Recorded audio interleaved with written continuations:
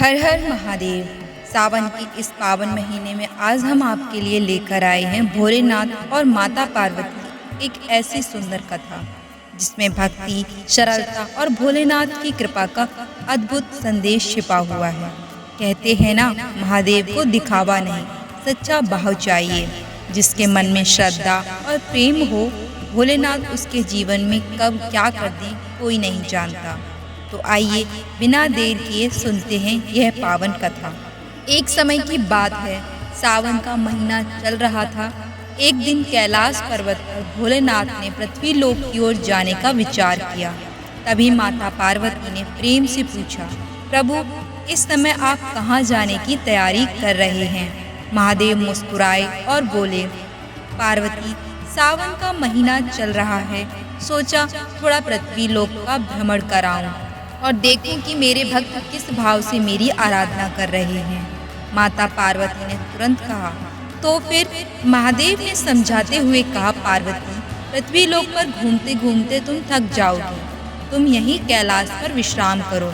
लेकिन माता पार्वती भी कहाँ मानने वाली थी। उन्होंने कहा, नहीं प्रभु, इस बार मैं भी आपके साथ चलूंगी। माता पार्वती की इच्छा देखकर अंत में महादेव ने हामी भर दी। दोनों ने अपना दिव्य रूप बदला और साधारण वेश में पृथ्वी लोक की ओर चल पड़े। घूमते घूमते सुबह से दोपहर हुई और फिर शाम होने लगी। तभी माता पार्वती को तेज भूख लगने लगी।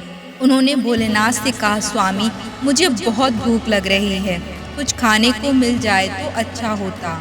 महादेव ने मुस्कुराकर पूछा, तो बताओ पार्वती आज क्या खाने की इच्छा है? माता पार्वती ने बड़े प्रेम से कहा, प्रभु आज तो मेरा मन खीर खांड खाने का कर रहा है।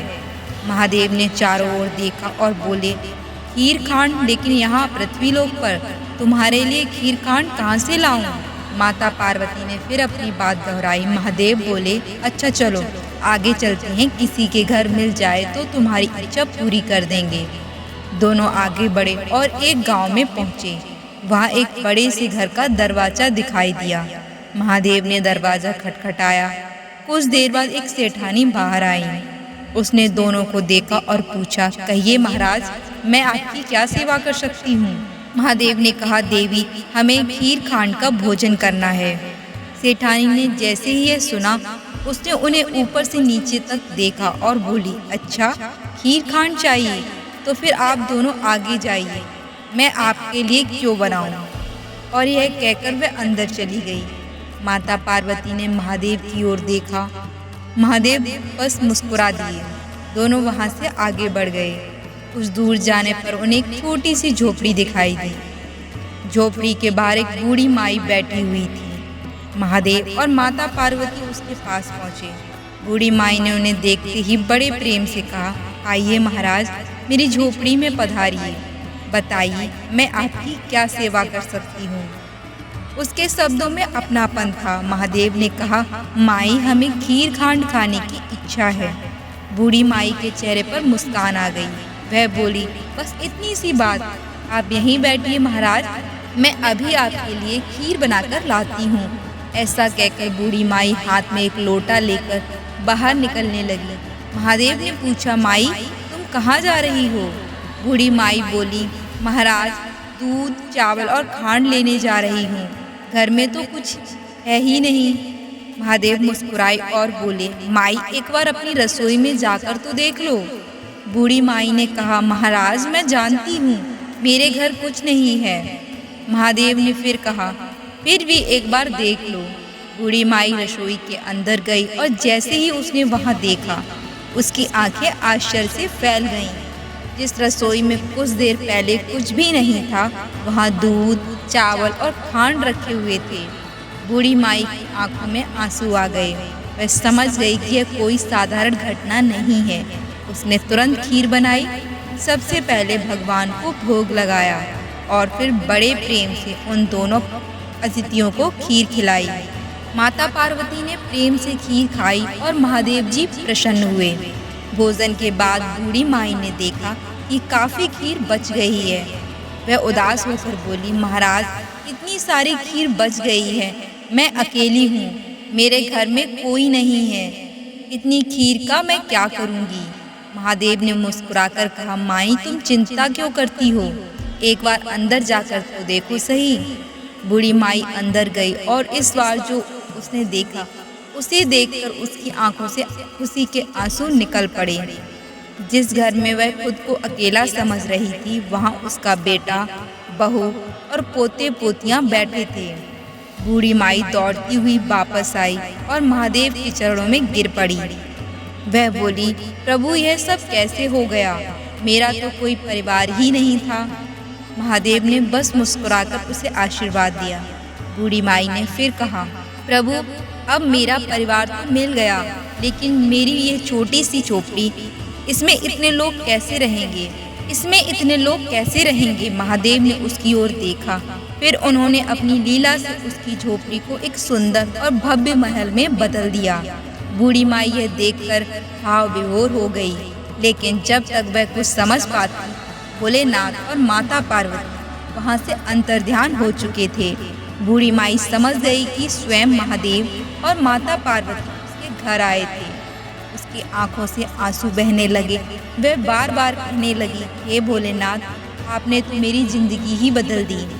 इसके बाद बूढ़ी माई ने बची हुई खीर कटोरों में भर भर कर पूरे गांव में बांटना शुरू कर दिया। खीर बांटते बांटते वह उसी सेठानी के घर भी पहुंची जिसने पहले उसे और उन दोनों साधु रूपी अतिथियों को कुछ देने से मना कर दिया था। बूढ़ी माई ने प्रेम से कहा, सेठानी जी आपके लिए भी खीर लाई हूँ। सेठानी हैरान होकर बोली, अरे माई तेरे घर में तो कुछ था ही नहीं, फिर यह खीर कहाँ से आ गई। बूढ़ी माई ने पूरी बात उसे बता दी। उसने कहा, मेरे घर स्वयं माता पार्वती और भोलेनाथ आए थे, उनकी कृपा से मेरे घर में सब कुछ हो गया है। यह सुनते ही सेठानी घबरा गई। वह बोली, लेकिन मेरे घर का तो धन ही समाप्त हो गया है। बूढ़ी माई ने कहा, बहन ये सब भोलेनाथ की लीला है। सेठानी को अपनी गलती समझ आ गई। वह तुरंत भोलेनाथ और माता पार्वती को खोजने के लिए दौड़ पड़ी। कुछ दूर जाकर उसने उन्हें देख लिया। सेठानी उनके चरणों में गिर पड़ी और बोली, महाराज मुझसे भूल हो गई, मैंने आपके रूप को पहचान नहीं पाया, कृपा करके मेरे घर पर भी दया कीजिए। महादेव ने शांत भाव से उसकी ओर देखा और कहा, तुमने जब पूछा गया था कि खीर चाहिए तो तुमने मना कर दिया, तुम्हारे मन में देने का भाव नहीं था। और बूढ़ी माई ने अपनी समाज से भी अधिक प्रेम और श्रद्धा दिखाई। फिर महादेव ने कहा, जहाँ सच्चा भाव होता है वहाँ मेरी कृपा अपने आप पहुँच जाती है। सेठानी ने हाथ जोड़कर क्षमा मांगी। महादेव ने उसे भी सद्बुद्धि का आशीर्वाद दिया और माता पार्वती के साथ कैलाश की ओर प्रस्थान कर गए। तो भक्तों, इस कथा का सबसे सुंदर संदेश है कि महादेव को धन दौलत का दिखावा नहीं चाहिए, उन्हें चाहिए तो बस सच्चा मन, श्रद्धा और सेवा का भाव। जिस बूढ़ी माई के पास देने के लिए कुछ नहीं था, उसने अपने मन से अतिथियों का स्वागत किया, और जिस घर में साधन बहुत थे वहाँ मन में अपनापन नहीं था। इसीलिए कहा जाता है कि भोलेनाथ को भक्ति में भाव चाहिए, भव्यता नहीं। इस सावन भी अपने मन में किसी के लिए बुरा भाव न रखें, किसी जरूरतमंद की यथाशक्ति सहायता करें, भूखे को भोजन दें, किसी प्यासे को पानी पिलाएं, और सबसे बढ़कर भगवान शिव का स्मरण सच्चे मन से करें। आइए इस पावन अवसर पर हम सभी महादेव से प्रार्थना करें, हे भोलेनाथ, हमारे मन से अहंकार और नकारात्मकता दूर करें, हमारे घर में सुख, शांति और प्रेम बनाए रखें, हमें सद्बुद्धि दें और जरूरतमंदों की सेवा करने की शक्ति दें। हर हर महादेव। जय भोलेनाथ, जय माता पार्वती। बोलिए प्रेम से हर हर महादेव।